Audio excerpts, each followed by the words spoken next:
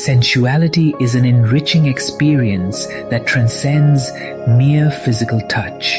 It invites us to explore openness and vulnerability, creating deeper connections with others.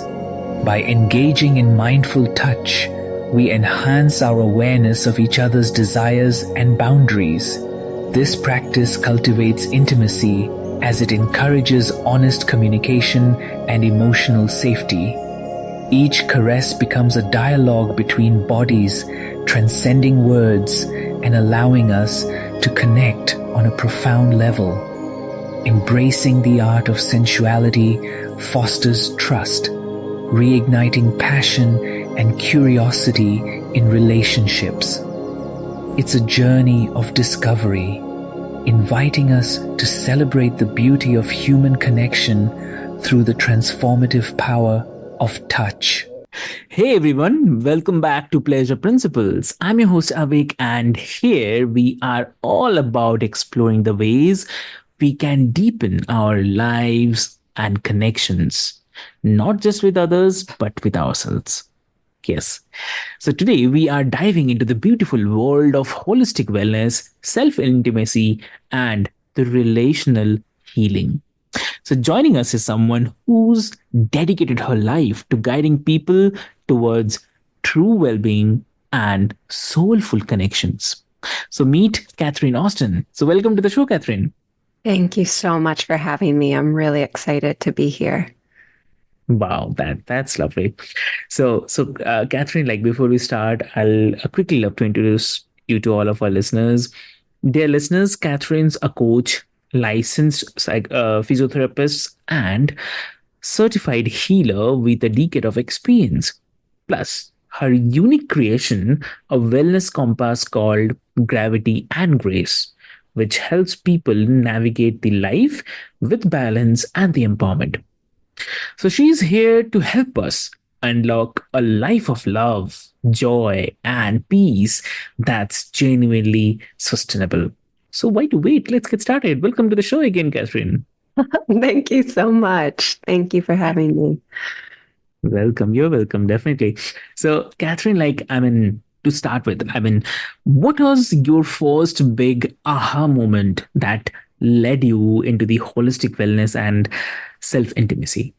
I think a significant moment I can remember is after I graduated college. I had studied anthropology and biology, and I was going to teach English in Spain with one of the TEFL programs. And just on the flight over there, I think I had some time to reflect on what I want to do moving forward. I think so many of us get out of college after back-to-back years of formal education, and your whole life has kind of been structured around that up to that point, and you graduate, and maybe it's the first time really you can remember, well, I could do anything I want. I don't have any structure set up for me. So during that flight, I just took some time to think about what were the most impactful moments in my life thus far. What were the moments that really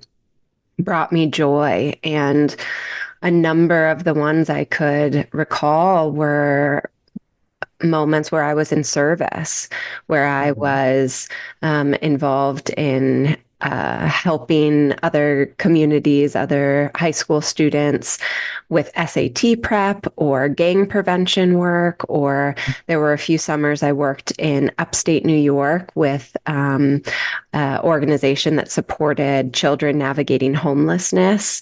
We would bring those kids up into Bear Mountain near the Hudson River and have a summer experience with them. And those were kind of the moments I could remember where like time stopped and I just felt like I was exact. And so that led to then exploring social work for graduate school. So I went to UT to get a master's in social work. And then through that education, I found out that social workers could be therapists. And instead of just case management work, I dove into clinical work and started my private practice. And a decade later, here I am. Wow. That's awesome. That's really awesome. And also, like, I mean, if you can break down what gravity and grace is all about and how it works. Yeah, so gravity And and before you say, sorry for interrupting. oh, it's Uh, okay. I really love to say that your website is amazing, and Oh, thank it's you. yeah, and it's really amazing. A lot of information, and especially the logo. I really love that. Oh, thank you. My husband came up with that. He's Wow. incredibly creative. Yeah, he's an artist through and through. So I will not take credit for his work, but I will pass on the celebration. Yeah. Great, great. Yeah, yeah. Please, please. You were saying something. Yeah. Yeah, so I gravity and grace is something that came through. Um, I it wasn't this summer, it was the summer before on the summer solstice. We had kind of a wild thunderstorm, and during that thunderstorm, I went outside and really just had this download. Different people kind of use different terms for guidance and inspiration and energy, and it was one of those moments where just this universal metaphysical tool for wellness Hmm. showed up in my mind and in my heart. And since then, I have been working to understand it and with reverence and excitement be a steward of that model and that compass in the world. And so I'm still growing in my understanding of how to just everything that it really encompasses, but the essence of it is so pure.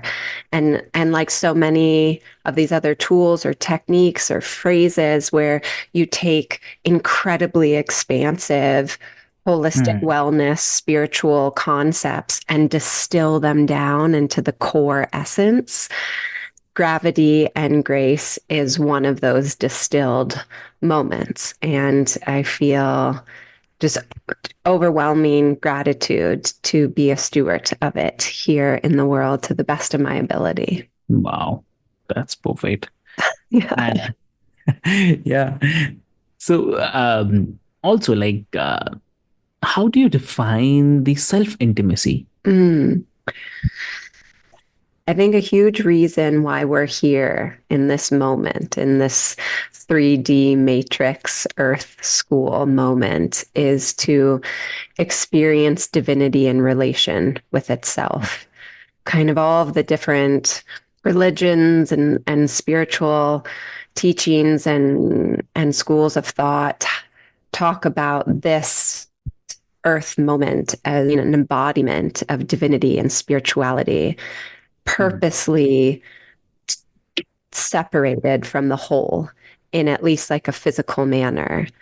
And Hmm. in that separation, there is the opportunity for relational contact with divinity. That when we're in pure unity, when we're in pure connection with everything, it's hard to understand yourself. That's like asking a fish to describe water. And through this embodiment, we move into a subject object relation with others, with the world, and then also the opportunity to have that within ourself. Hmm. And having that inner communion with yourself is the experience of relational connection with divinity within your own being. Hmm. Wow. And also on this, like some people might say that focusing too much on ourselves is a kind of selfish. So, Mhm. how would you respond to that? Well, I think there's truth in that. And so much of spiritual wisdom is really, we are able to embrace it when we have the capacity to hold paradox. Hmm. So there is a paradox here that in only relating to yourself, You can cultivate an energy of self absorption, self centeredness, narcissism. And certainly we see a lot of that happening in the world. And the main driver of that is fear, right? We're fearful. And so our mind, our perception of the world narrows to ourself, Wow. which if you're really in danger, but when you're out in the world wanting to commune and connect and share love, it's problematic. Mm. So there is truth that if your desire to cultivate self intimacy is born out of fear, whether you're conscious of that or not, that's problematic and will lead to self centered expressions. But if your desire to cultivate self intimacy is born of a desire to know God and the universe more deeply, that self intimacy will connect you more directly and quickly to the universe and God and other people than any other path I know.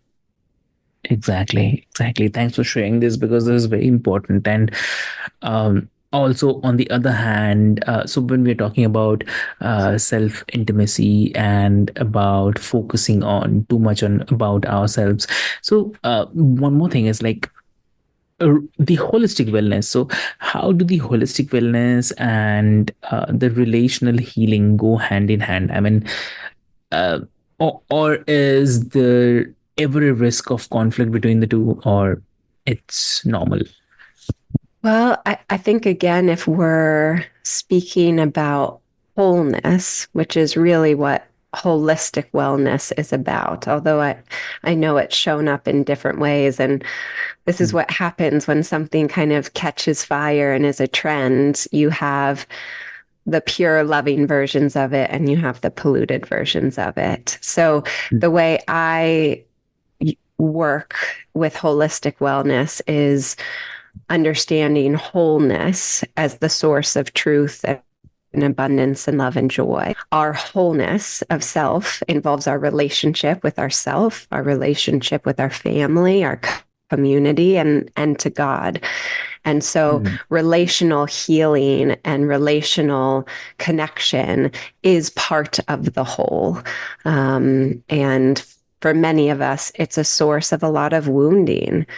Mm. Everyone I work with, I find that it feels so important for them to know that almost all of our pain is born out of interpersonal wounding. It's born out of abuse, neglect, relational violence with another person, or the abandonment, the isolation of ourself in a moment without connection. And Mm. if the wound is born of interpersonal pain, then part of the healing process must also be remedied through Mm. relational healing. And yeah, I find that piece to just be true for everybody. Exactly, exactly. So, okay, and in your experience, what's the one daily practice that non-negotiable for nurturing a deeper relationship with ourselves? What do you say? One practice. I I think if you have to pick one, Mm-hmm. then it's meditation. Uh, Wow. we Love. we must cultivate a really. If we're always thinking or always talking, we've imprisoned ourselves from experiencing the world. True. And so meditation is a practice that allows us to de-identify with the chaos of our thoughts or the turmoil of our emotions or our pure physicality. It is Mm. where we begin to really understand the perspective of witness, and through that practice there is an expansion of self that I'm not sure you could really develop any other way. Wow. Great. And also, like, do you think that modern wellness culture is overlay kind of individualistic, or does it really genuinely foster the better connection with others? Again, it's a kind of polarized question. There is truth to the only thing that we are responsible for in our life is ourself. It's the only thing we have truly control over. And so to take responsibility for yourself is a requirement for self actualization, spiritual wellness, holistic development. And it cannot come at the sacrifice of your desire to connect and serve others. So the Western world is really individualistic, Mm. which Okay. is different than decent cultures, right? Which are collective societies. And so I think it's something that kind of the teenager country of America gets to continue to learn that we're young compared to other nations. And there's a certain amount of immature self obsession, which you see in kids, right? Teenagers are completely self obsessed.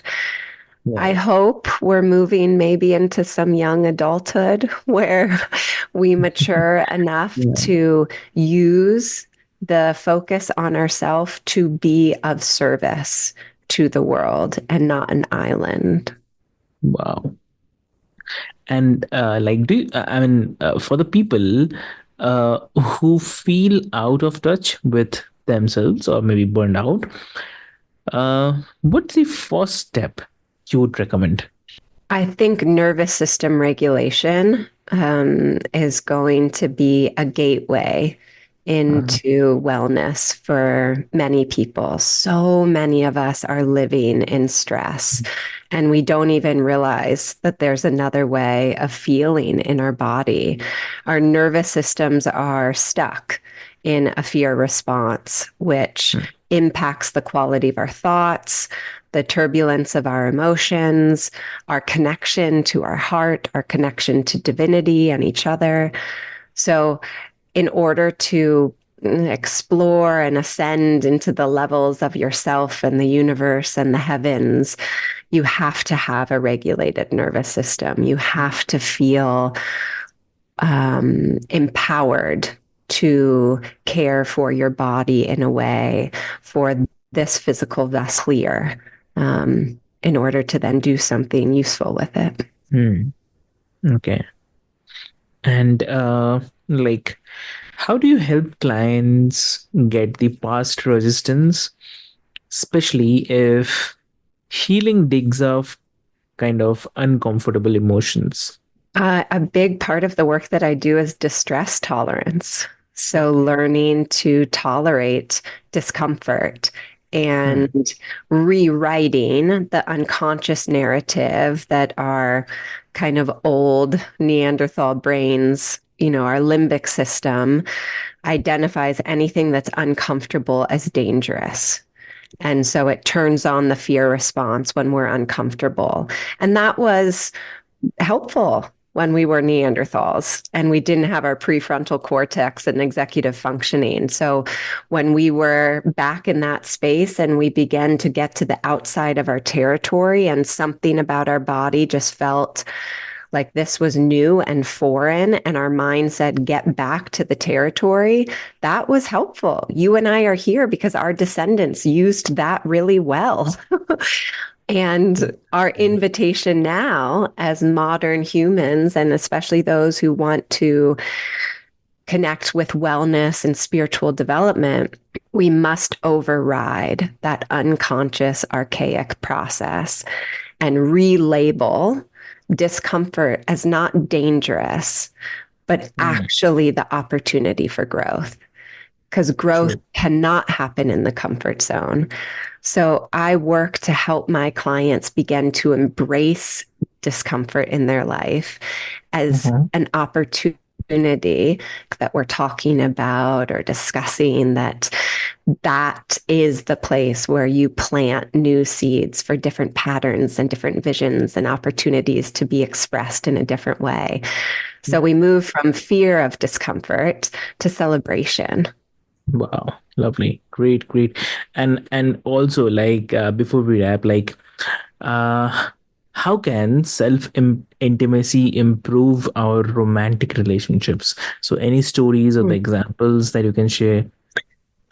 I think in order to really be in communion with another person, which Mhm. means you take that person into yourself as a part of yourself instead of somewhere to project or a conversation where you're only waiting to answer to rebuttal or defend yourself.